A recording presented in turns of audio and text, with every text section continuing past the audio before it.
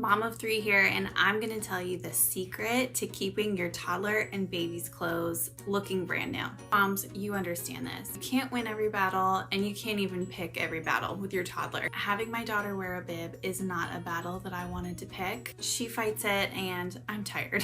So that means my next step is I either had to figure out how to get really good at getting stains out, or she just had to have dingy looking clothes all the time. I wanted to pick option number 1. So thankfully I figured it out and I'm ready to share the secret. Okay, so my secret weapon and the only way I am able to keep my kids' clothes looking brand new, even though they're constantly getting messy, is Truly Free laundry stain spray. This right here is the best at getting tough stains out of baby and toddler clothes. That's not the only reason I love it. It's plant-based and toxin-free, meaning no harmful chemicals like the ones that are found in mainstream detergents. My daughter has pretty sensitive skin, and because of this plant-based non-toxic formula, I can rest assured knowing that it's not going to irritate her skin.